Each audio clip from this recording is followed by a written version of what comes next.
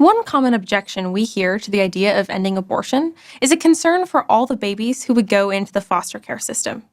This objection is well-meaning, but it's also seriously mistaken on multiple levels.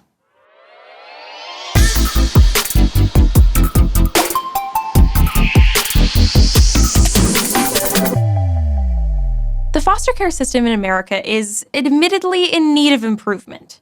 As of September 30th, 2019, there were about 424,000 kids in placement within the foster care system. A third of those kids were placed with some kind of relative, and the remaining two-thirds are in the care of non-relative adults, or, more rarely, placed in a public institution of some sort. All of these kids are, by definition, coming from challenging situations. They've been removed from their family of origin by the state with cause. They're predominantly placed with caring adults who are trying to do right by them, many of whom are excited to adopt the children they've cared for if reunification with their biological parents is no longer an appropriate goal. You'll sometimes hear the stories of foster parents who mistreat children or who are just in it for the supplemental check. But that represents a tiny minority of foster parents.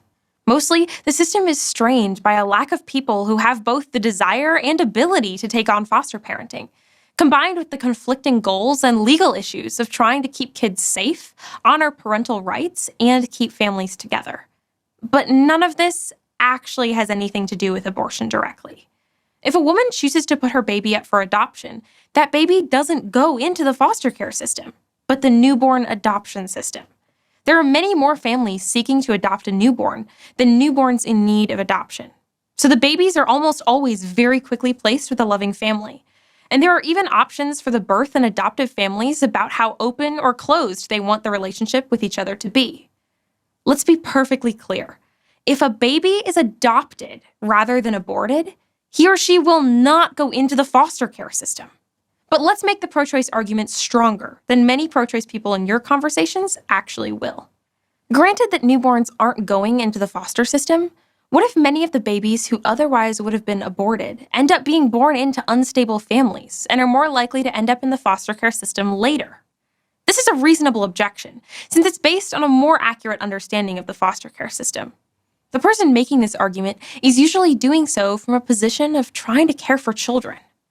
But here's the problem.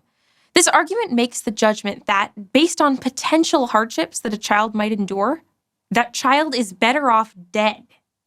That is such a problematic thing to believe. It treats poverty and instability like a disease from which the child suffers. And the solution offered isn't to treat the disease, but to kill the child instead.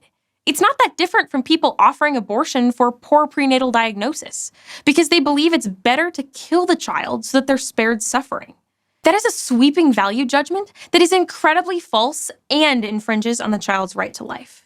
There are a lot of people who went through the foster system and became happy or accomplished adults. There are also a lot of people who went through the foster system and continued to have hard lives and perpetuate negative family patterns.